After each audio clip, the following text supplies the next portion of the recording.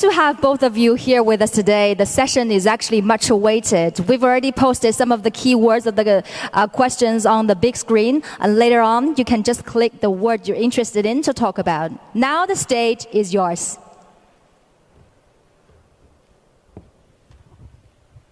What are you supposed to say? Just things about AI, perhaps? Yeah. Okay. Let's see. Yeah, the AI, right? You want to AI. start with AI. Yeah. Okay. It is. Okay, great. AI. Yeah.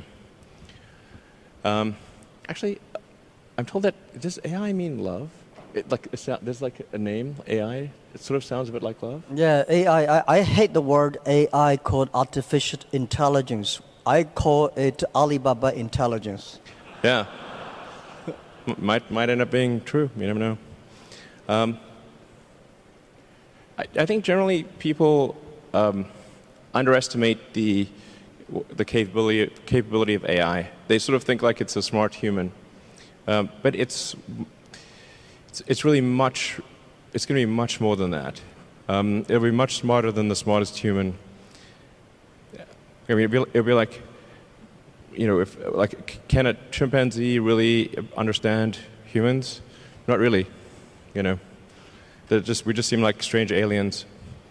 They mostly just care about other chimpanzees, and this will be how it is, more or less, in a relative. In fact, if the difference is only that small, that would be amazing. Probably it's much greater. So, the biggest mistake that I see artificial intelligence researchers making is assuming that they're intelligent. Yeah, they're not compared to AI. And so a lot of them cannot imagine something smarter than themselves, but AI will be vastly smarter, vastly. So what do you do with a situation like that? What do you do with a situation like that? I'm not sure, you know. I hope they're nice. I mean, I have obviously some, you know, I think in a situation where you know, the old saying, if you can't beat them, join them. You know, that's what Neuralink is about. Is like, can we go along for the ride with AI? I mean, I really think that there should be other companies like Neuralink, essentially to create a high bandwidth interface to the brain. Because right now we are already a cyborg. People don't realize we are already a cyborg because we are so well integrated with our phones and our computers. The phone is almost like an extension of yourself. If you forget your phone, it's like a missing limb. But the bandwidth, the communication bandwidth to the phone is very low, especially input. So, in fact, input bandwidth to computers has actually gone down because of typing with 2 thumbs as opposed to 10 fingers. There's a big reduction in bandwidth. Input bandwidth has gone up because of video and imagery. So input bandwidth is many orders of magnitude greater than output bandwidth. But at a certain point, if we'll just, assuming a benign scenario with AI, we will just be too slow. You know, it's like if a millisecond to something, let's say a computer that has like an exaflop of, or, you know, many exaflops of compute capability, a millisecond is an eternity, and to us it's nothing. So, you know, I always think like human speech to a computer will sound like very slow tonal wheezing. It's kind of like whale sounds. Yep. You know, because what's our bandwidth? Like a few hundred bits per second, basically. Maybe a few kilobits per second if you're going to be generous. So, whereas a computer can easily communicate at a terabit level.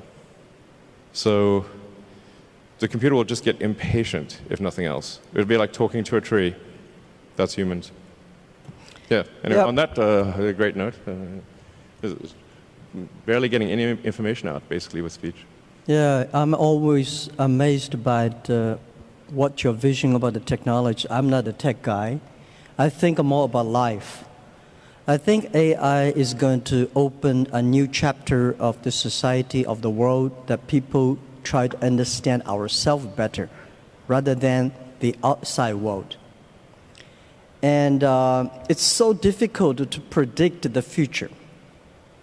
99.99% of the predictions that human being had in the history about the future, all wrong. Including that one? Oh yeah, only the 0.00% of the prediction are right. They're right because by accident. Yeah, but it's also true that 80% of statistics are false. Yeah. So my meaning It's a cold is room. Come on, guys. That was a joke. I'm happy about the artificial intelligence or Alibaba intelligence that's going to understand the inside of the human better. So when people worry a lot about artificial intelligence, people should have more confidence in themselves. Because I think if a lot of solutions we don't have today, but there will be solutions tomorrow. We don't have solutions, but the young people will have solutions. So I'm quite optimistic, and I don't think artificial intelligence is a threat. I don't think artificial intelligence is something terrible, but human beings are smart enough to learn that. And to me, artificial intelligence is just like, people worry a lot about this today are those people, I call them called college smartness. People like us, street smart, we never scared of that. We think it's a great fun, and we want to change ourselves to embrace it. I don't know, man. That's like famous last words. Let me tell you, AI is, I mean, you look at sort of the rate of advancement, just in general, the rate of advancement of computers is insane. And like a good example would be video games. If you go back 40 years ago, 50 years ago maybe, you had Pong. That was just two rectangles and a square. Now you've got photorealistic real-time simulations with millions of people playing simultaneously. If you assume any rate of improvement at all, these games will be indistinguishable from reality. You will not be able to tell the difference. Either that or civilization will end. Those are the two options. But even if the rate of technology improvement slowed down by 1,000, then okay, advance 1,000 years, or 10,000 years. This is still very tiny. Civilization has been around for probably, arguably, I think 7,000 years or something like that. If you count it from the first time there was any writing, any recorded symbols, besides cave paintings. There's a very tiny amount of time, considering the universe is 13.8 billion years old. I mean, if civilization lasted for 1 million years, we would only increment the third decimal point after 13.8 billion years. If we lasted for 1 million years. Mm-hmm. That seems like a long time.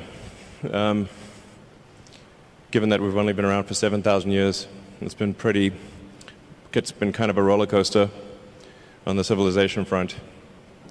So, I mean, I'm a naturally optimistic person, to be clear. I'm not saying, hey, doom and gloom. I'm just saying this is the apparent pattern.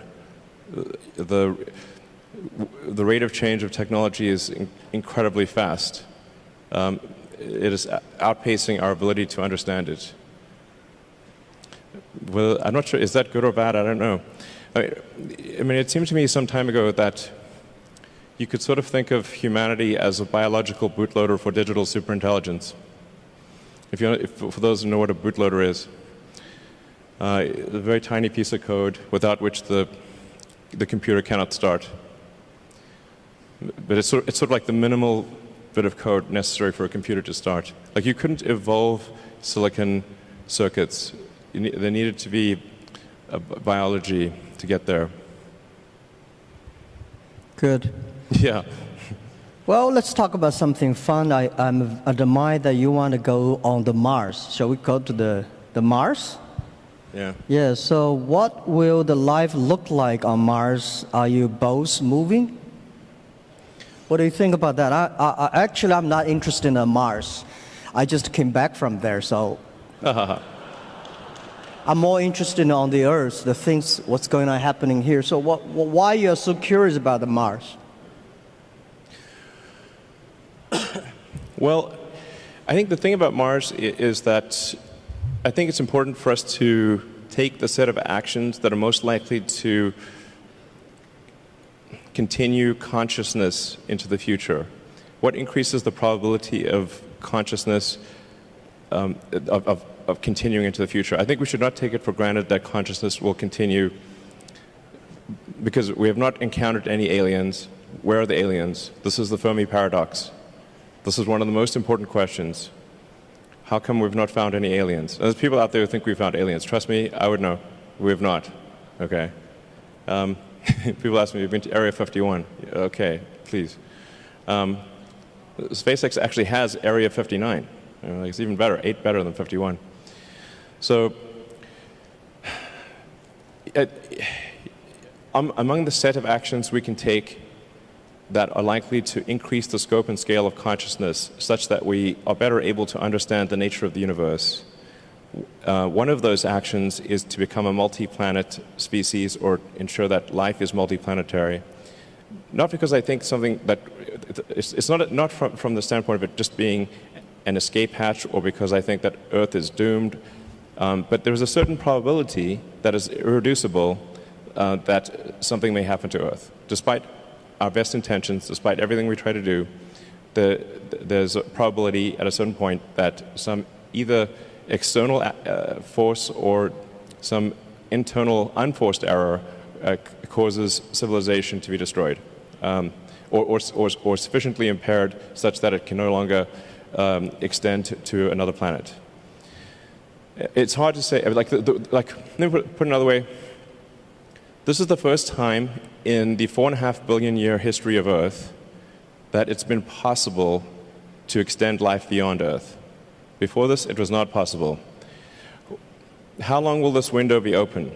It may be open for a long time, or it may be open for a short time. I think it would be wise to assume that it is open for a short time. And then let us secure the future of consciousness, such that the light of consciousness is not extinguished. And we should try to do this as quickly as possible. That's my view. Good.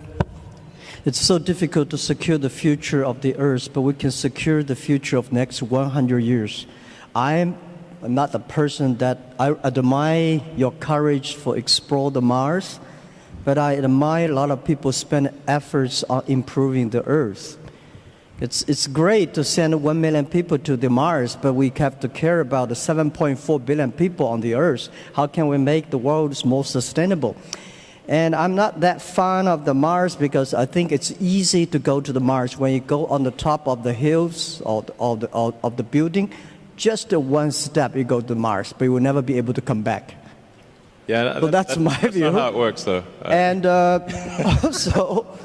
also, don't do it. I hate to go to Himalayas too. I mean, when you climb on the, I think someday I will go there when the elevator is ready. I will go there have a look. But I think people spending more time on the Earth, think about how, because no matter how long the civilization of the human beings will be, like 1 million or 2 million or 500,000 years, but we only have 100 years.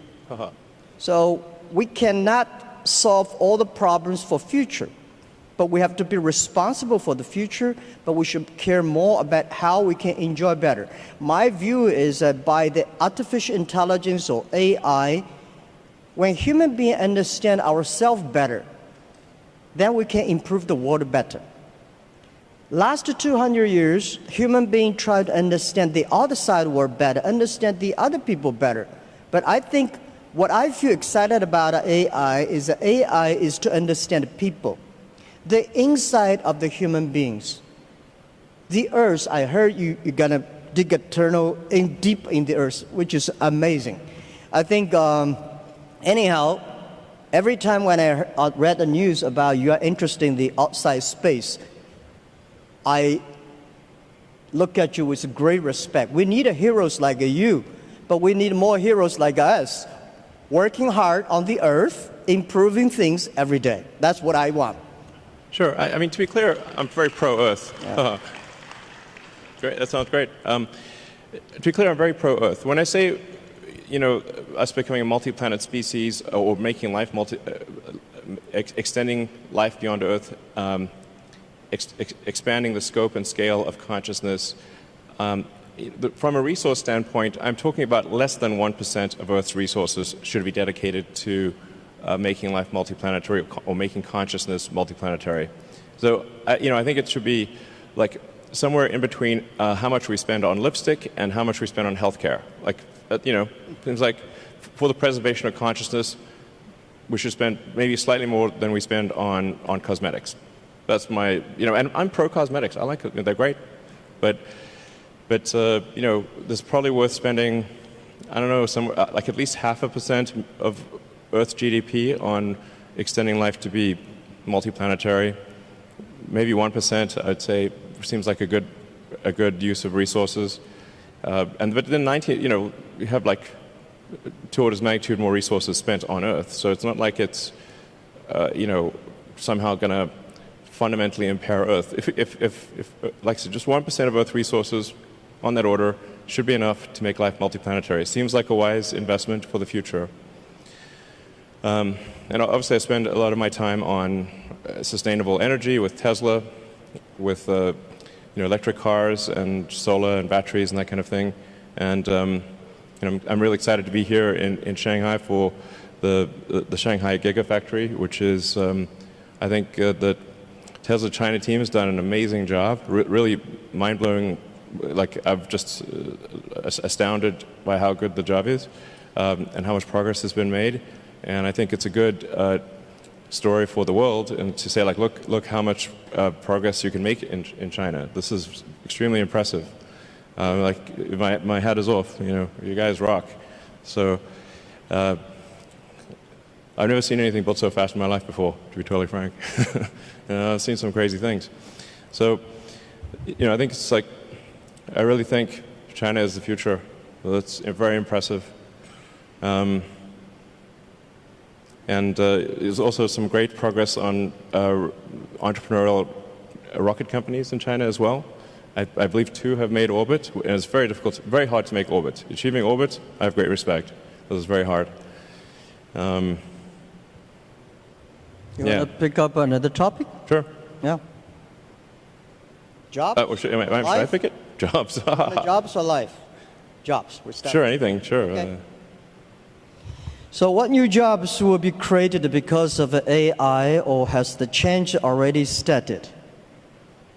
What do you think? I think why we need that many jobs. Sure. Right? My view is that the jobs, actually every technology revolution people start to worry. Right? Last 200 years we worry about the new technology going to take away all the jobs. Actually, we made a lot of jobs. Second, because of the industrial revolution, job created a lot of jobs. What I think is the next 20, 30 years, human being will live much longer. The life science technology is going to make people live probably 100, 120 years. That may not be a good thing, because you get grandfather's grandfather still working hard. But the challenge is, my question, why should we have a lot of jobs? I think people should work 3 days a week, 4 hours a day. When we have electricity, the power of electricity is that we make people more time. So you can go to the karaoke in the evening, you can go to dancing party in the evening. So people, because of electricity, people have more time. I think because of artificial intelligence, people will have more time enjoy being human beings. In your life, in my life, I think I visited probably 300 cities in my life. My father visited 30 cities. My grandfather would visit only 3 cities. So my grandchildren probably will visit 3,000 cities all his life. He's always on the Tesla. He's always on the robots, always traveling around. So I don't think we need a lot of jobs. At that time, the jobs we need is make people happier, make people experience the life, enjoy the human beings. So I don't worry about the jobs a lot. First, we are going to have a lot of jobs. Second, we don't need a lot of jobs. Third, there's a very interesting thing, because we'll probably talk about life. In the agriculture period, average age is like 30, 35 years old. In the industrial period, technology revolution, people can live 70 years. So in the artificial intelligence period, people can live 120 years, that's I think. Now the problem comes, when people's life is getting better, people don't want to have children.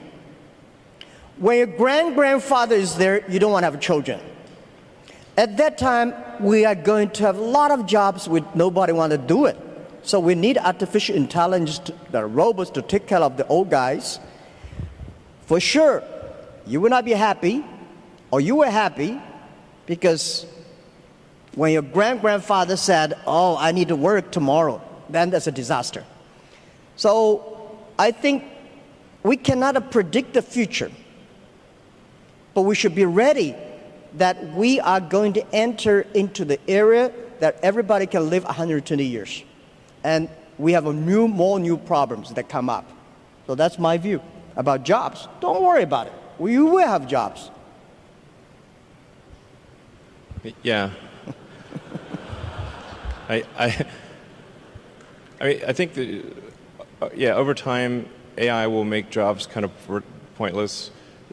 Probably the last job that will remain will be writing AI software, and then eventually the AI will just write its own software.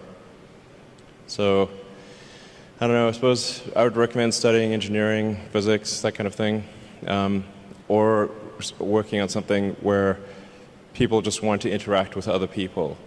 And people enjoy fundamentally interacting with other people. So if you're working on something that involves people or engineering, it's probably a good approach. Art, of course. Yeah. Like I said, I think we're going to have to figure out this Neuralink situation. Otherwise, we will be left behind. It's very important we do this quickly. I think we don't have much time. We don't have much time for what? We don't have much time to solve the Neuralink. Yeah. You think of technology and technology awareness. It's like if there was a topological map of technology awareness, it's mostly flat, with a few short buildings and then some very tall spires. Very tall spires. And unless you're on that very tall spire, it's not obvious what the topology is.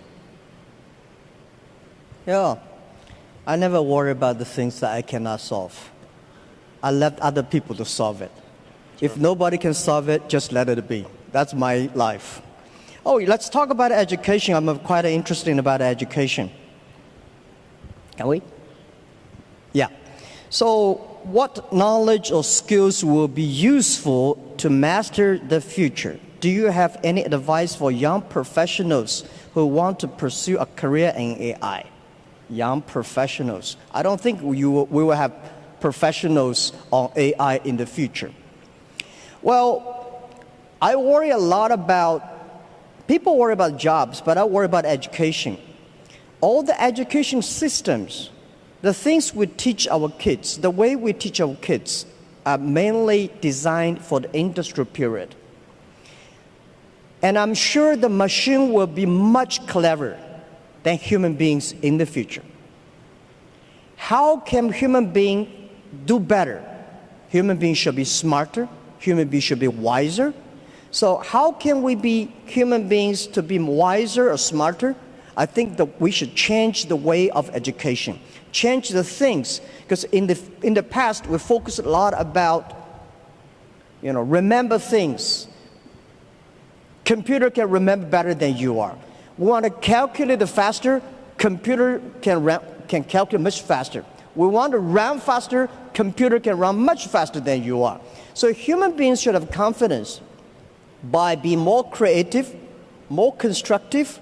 So how can we teach our kids to be more creative and constructive?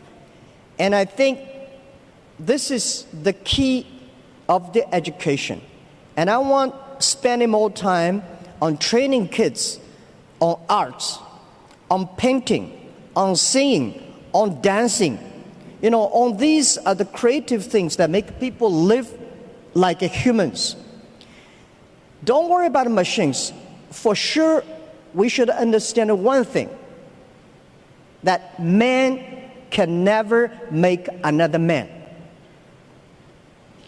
Computer is a computer. Computer is just a toy. Man cannot even make a mosquito. So we should have confidence. Computer only have chips. Man have the heart. It's the heart where the wisdom comes from. So I think in the next 10 or 20 years, human beings or every country, every government should focus on reform the education system, making sure our kids be able to find jobs in the future, be able to live in a life that only working 3 days a week, 4 hours a day. And that is very important. If we do not change the education system that we are in, we are all going to be in trouble. That's my view, and don't worry about it. We will change it. Yeah. That's cool. Sure. I would say try to learn as much as possible that allows you to predict the future or make the future. So the saying is the best way to predict the future is to make it. And then assess whether what you are learning is enabling you to predict the future with less error. Are you less wrong? We're always wrong to some degree. But can you reduce the error on your future predictions? I think that's the way to look at education. As of course, but it's both creative, create the future, and predict the future. So that includes art and all those other things. But close the loop on being less wrong about future. I would say that's the right way to think about education. I mean, down the road with a Neuralink, you can just upload any subject instantly. So it'll be like the Matrix. You want to fly a helicopter, no problem. Well, helicopters will fly themselves, but you know, if you wanted to do whatever, any given skill, you just upload it instantly. I mean, the way education works right now, it's extremely low bandwidth. It's extremely slow. Lectures are the worst, really. It's like very slow.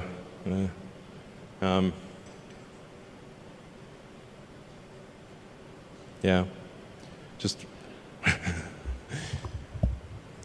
try to predict the future with less error. This is very hard, as you were saying. I'm not sure it's 99.9%, but it's not very good, generally, our prediction of the future. But I think often people don't try. The first thing is try. If you don't try, okay, you got to try, and then adjust based on the error of your prior predictions. Yeah, I think just to try is very good. We should always have the confidence to try the future. And I never worry about the errors and the mistakes. Errors and mistakes that are the best assets of human lives. And humans, I think that when people worry about the disasters that AI is going to bring in, I think it's not the disasters. It's the mistakes that human beings make. And trust human beings will be able to correct the mistakes and improve themselves. And that we need education. And this is what we think. In China today, we have 1,800 new babies born every year, which is not enough. We need to have like much more than that.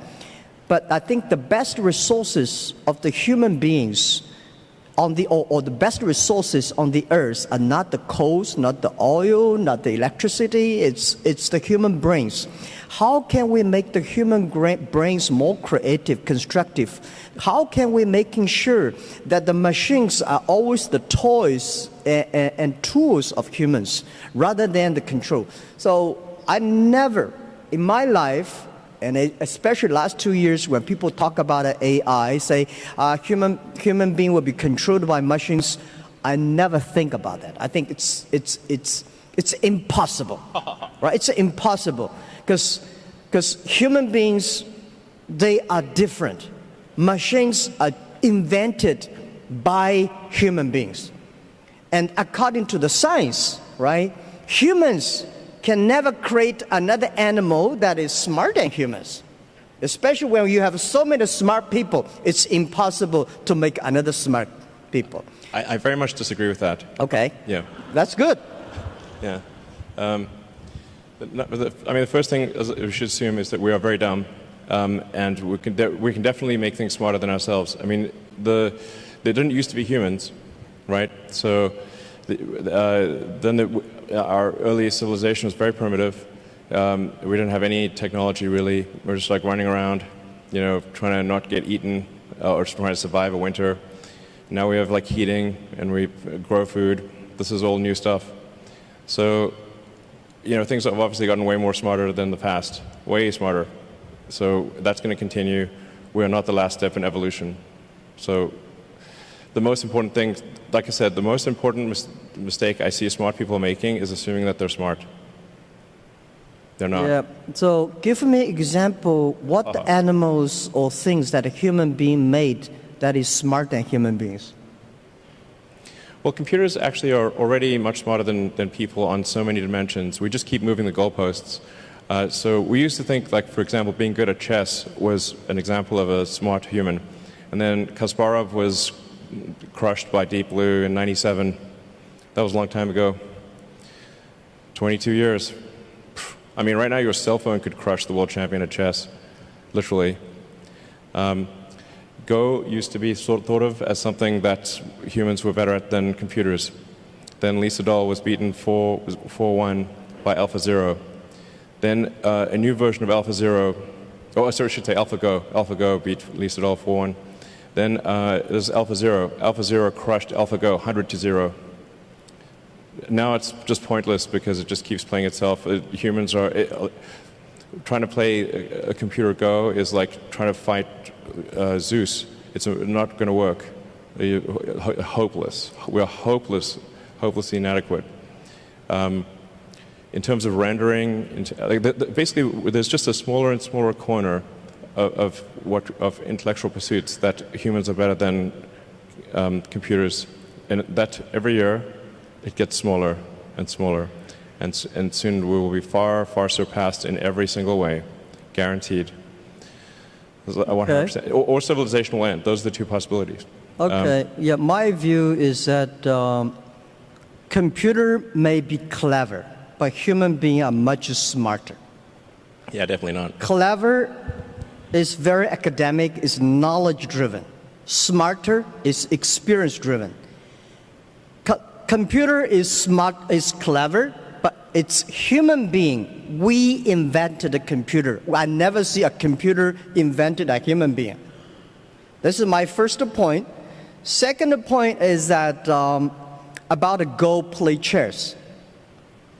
It's stupid to compete with a computer on play Go.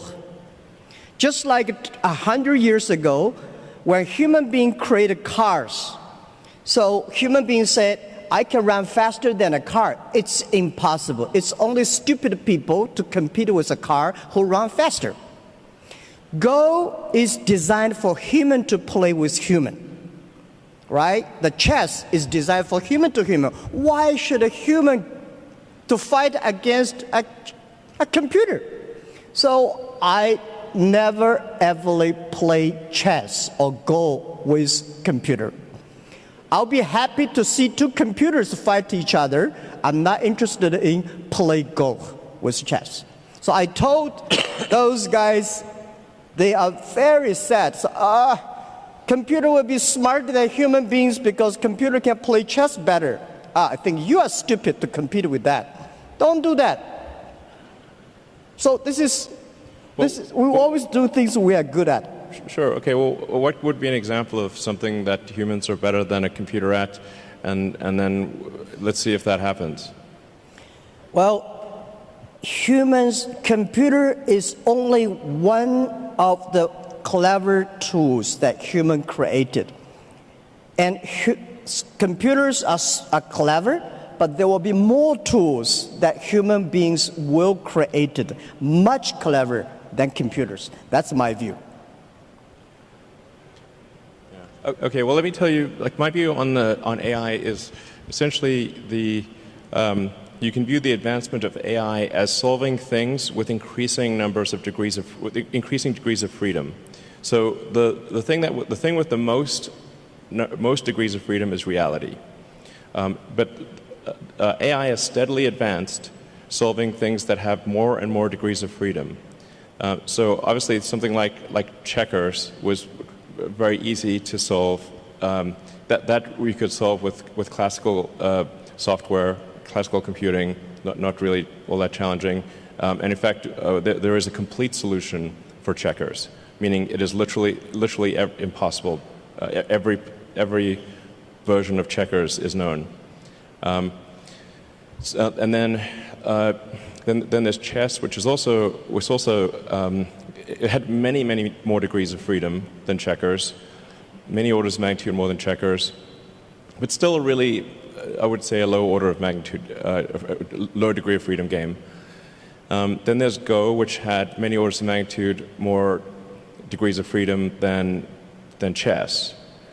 So it's really just stepping through orders of magnitude of degrees of freedom. This is the way to, I think, view the advancement of intelligence. Yeah. And it's really going to get to the point where it just can completely simulate a person in every way possible, like many people simultaneously. In fact, I mean, obviously there's a strong argument we're in a simulation right now.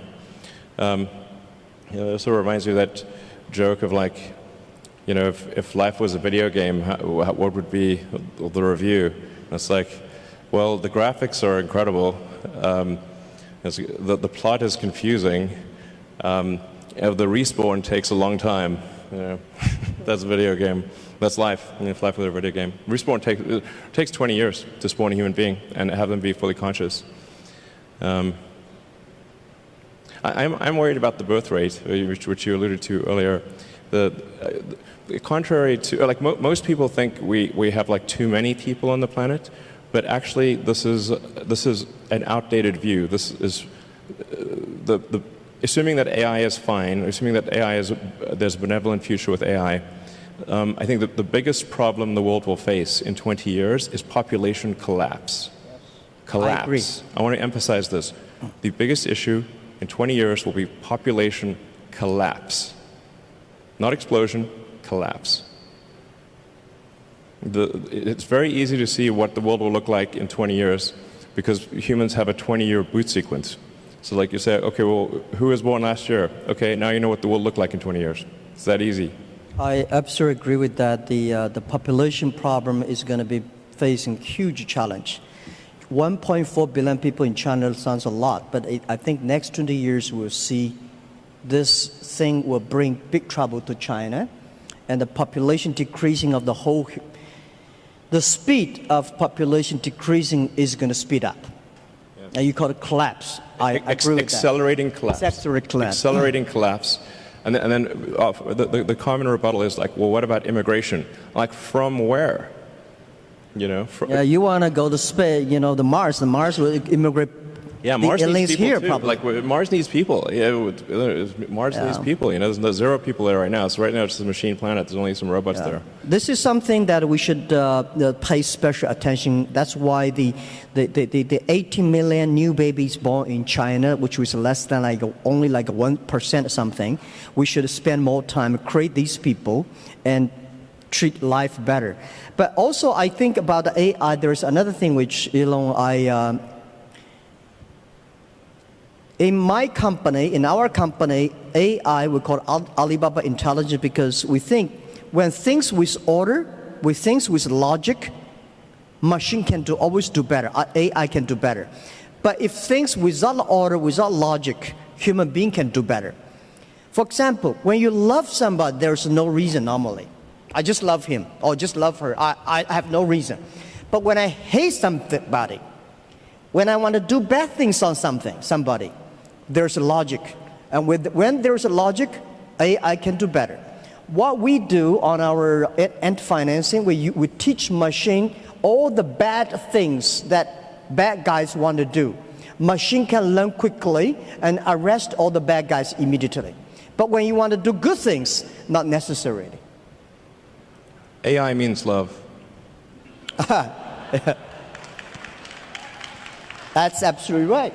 So that is why the AI, if the AI can bring love, which I call it, in the past, if you are a successful person, you have to be EQ and IQ, right? In the future, if you want to survive in this world, you have to be the LQ, the Q of love.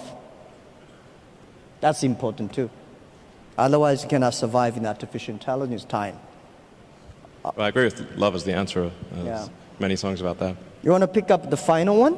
Another topic you want to have? Excuse me, gentlemen. Due to the time is very limited, so we only have 5 minutes left. So last question, please. Yeah, we have. You want to pick up the last? Life or human being machines? So you want to talk about your cars, autonomy? What do you want to talk? This feels like one of those steps in a video game where you've got to like pick a path, a choice.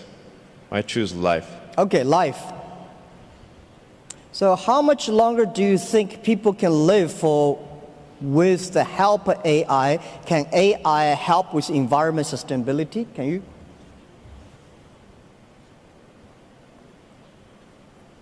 I think, first of all, I think humans will solve environmental sustainability. I do not mean to suggest complacency or that we just take it easy. In fact, this is a self-fulfilling or unfulfilling prophecy.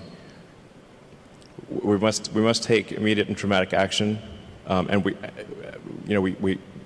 continue the momentum towards environmental sustainability. And China is actually the world leader in this. In fact, I'm not sure how well it is known outside of China, just how much China is a world leader in environmental sustainability. It's extremely impressive. I mean, I think half of all the electric cars in the world were made in China last year, something like that. So, I don't mean to suggest complacency, but I do think humans can and will solve sustainability.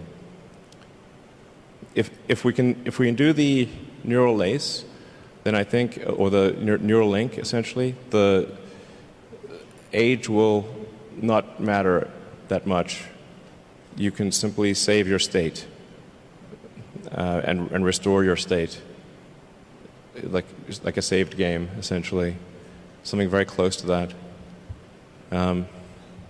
I do think we can solve biological aging if we really wanted to. You'd have to make DNA changes, but we're obviously just on a clock. All organisms are. I mean, you could take a fruit fly, for example, and you could give it yoga, sort of have it do daily yoga and have a very healthy diet, and it's still going to live for 3 weeks, maybe 4 weeks. So environmental factors are relatively minor for extending life. You have to change the DNA.